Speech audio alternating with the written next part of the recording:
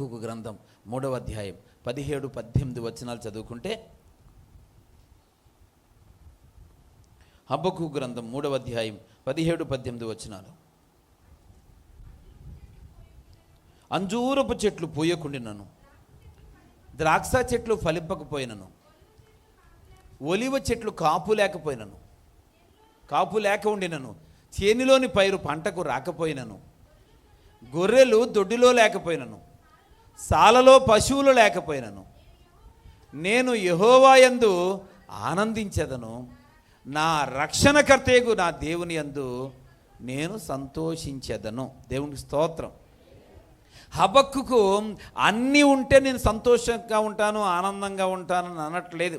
పిల్లరా, దేవుని బిడ్డలకు ఉండాల్సిన లక్షణం ఏంటంటే, పరిస్థితులు ఎలా ఉన్నా కానీ నువ్వు ప్రభువునందు ఆనందించడం నేర్చుకో. దేవుడిచ్చిన రక్షణను బట్టి సంతోషంగా ఉండు. దేవునికి స్తోత్రం. సాలలో పశువులు లేవా పిల్లలు? ఎడ్లు దొడ్డిలో ఎడ్లు లేవా? చేలో పైరు పంటకు రాలేదా? పిల్లల మధ్య అర్ధాంతరంగానే పంట అంతా నాశనం అయిపోయిందా?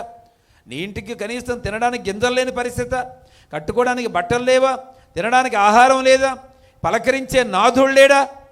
ఈ లోకంలో నీ కష్టానికి పరిష్కారం దొరకట్లేదా? ఏ విషయంలో మదన పడొద్దు, దేని విషయంలో కృంగిపోవద్దు, అతిగా నువ్వు ఆలోచించొద్దు. నీ తీర్మానం ఏమై ఉండాలి అంటే హబక్కుకు తీర్మానమై ఉండాలి. దేవునికి స్తోత్రం. హల్లెలూయా. హబక్కుకు ఏమని తీర్మానం చేసుకుంటున్నాడు? నేను నా ప్రభువాగు యెహోవా యందే ఆనందంగా ఉంటాను, నా రక్షణకర్తకు నా దేవుని యందే నేను సంతోషంగా ఉంటాను. ఎందుకనంటే ఆయన ఉన్నాడు నాకు. దేవునికి స్తోత్రం. ఇందాక మనం చదువుకున్నటువంటి 149వ కీర్తన 2వ వచనాన్ని ఒకసారి చదువుదామా? 149వ కీర్తన 2వ వచనాన్ని చదివితే, ఇశ్రాయేలీలు తమ్మును పుట్టించిన వానిని బట్టి సంతోషించుదురుగాక, సియోను జనులు తమ రాజును బట్టి ఆనందించుదురుగాక. దేవునికి స్తోత్రం. ఇశ్రాయేలీలు తమ్మును పుట్టించిన వారిని బట్టి ఏం చేయాలట? సంతోషించాలి. పోయిలారా, ఈరోజు నిన్ను నన్ను పుట్టించినోడిని బట్టి సంతోషపడాలా, ఏం పరిస్థితులను బట్టి కాదు. ఇంకా ఏమన్నాడు? సియోను జనులు. పోయిలారా, పరలోక సంబంధించినటువంటి ఆ ప్రజలు తమ రాజును బట్టి ఆనందించాలి. దేవునికి స్తోత్రం. నువ్వు వాళ్ళని బట్టి ఏడుస్తావు, వీళ్ళని బట్టి ఏడుస్తావు, ఎవరెవరిని బట్టి కుంగిపోతావు. విలువైనటువంటి జీవితాన్ని దేవుడు నీకు ఇస్తే పిల్లరా, పరిస్థితులను బట్టి, ఆ పేదరికాన్ని బట్టి, ఆ అప్పులను బట్టి, అవసరాలను బట్టి, కష్టాలను బట్టి, భవిష్యత్ కాలాన్ని బట్టి, ఇలా రకరకాలైన వారిగా నిన్ను నీవే కృంగ తీసుకుంటున్నావు. పిల్లరా, దేవుడు నీతో చెప్తున్న మాట ఏంటి తెలుసా? ఎంత మాత్రం కూడా కృంగిపోవద్దు. ప్రభువు యెహోవాను బట్టి సంతోషంగా ఉండు. దేవునికి స్తోత్రం. ఆయనను బట్టి ఆనందంగా ఉండు. పిల్లరా, నీ దేవుడు నీకు తోడై ఉన్నాడు. దేవునికి స్తోత్రం. మన రక్షకుడైన దేవుడు మనల్ని విడిచిపెట్టేవాడు కాదు. పిల్లరా, కష్టాన్ని కావాలని జ్ఞాపకం తెచ్చుకోవద్దు. పిల్లరా, శ్రమను కావాలని జ్ఞాపకం తెచ్చుకోవద్దు. మన జీవితంలో పొందిన అనారోగ్యాలని పిల్లలు కావాలని జ్ఞాపకం చేసుకోవద్దు. వాటిని విడిచిపెట్టండి. అవి జరిగిపోయిన కాలంలో మనం అనుభవించేస్తాం. పిల్లరా, ఆ సమయంలో కూడా దేవుడు మనకు శక్తిని సామర్థ్యాన్ని ఇచ్చాడు. హల్లెలూయా. కనుక ఇప్పుడు రాబోతున్న కాలంలో దేవుడు నీకు ఇస్తున్న సలహా ఏంటి తెలుసా? 2వ సలహా ఏంటి అంటే, ఆయన ఇచ్చే సలహా అది మన తీర్మానమై ఉండాలి. అన్ని పరిస్థితుల్లో కూడా నువ్వు సంతోషించు, ఆనందంగా ఉండే ప్రయత్నం చేయి. పిల్లరా, ప్రతిదాని దుఃఖాన్ని కూడా సంతోషంగా మార్చుకో. హల్లెలూయా. నష్టాన్ని కూడా లాభంగా ఎంచుకో. నీ జీవితంలో ప్రతి సమస్యను భరించడానికి ప్రయత్నం చేయి. దేవుడు నీకు తప్పక సహాయం చేస్తాడు. దేవునికి స్తోత్రం. హల్లెలూయా. పిల్లరా, ఈ మన అడ్డదీగలకు వేటమావుడికి మధ్యలో ఆ డౌన్లో ఒకసారి ట్రాక్టర్ యాక్సిడెంట్ అయింది.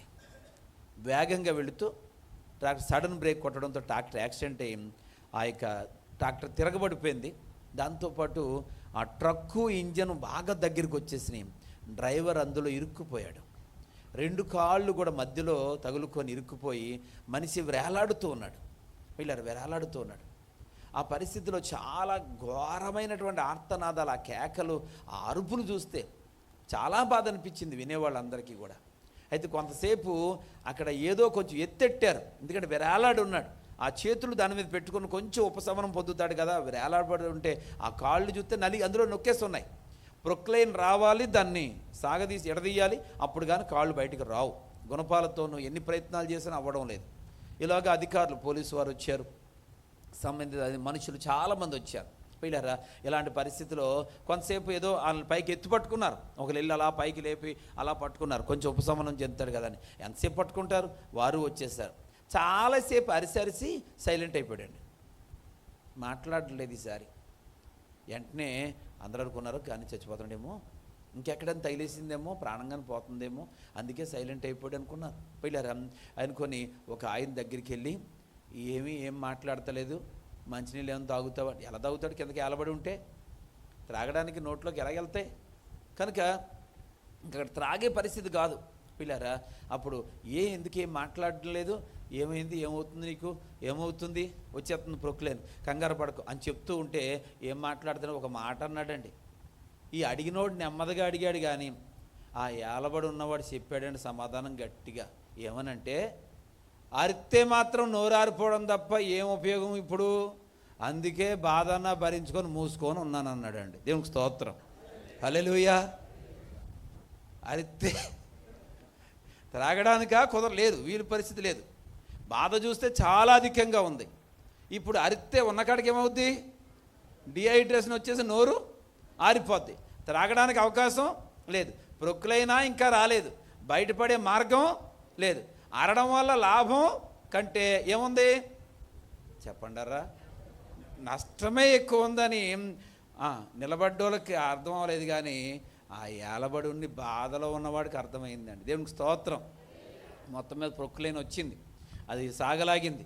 వెంటనే కింద మనోడిని కింద పట్టుకొని తీసుకెళ్ళి అలా పక్కన కూర్చోబెడితే ఇలా కింద కూర్చొని 2 కాళ్ళు ఎదరకెట్టుకొని ఇప్పుడు తిండ మంచిలు అన్నాడండి.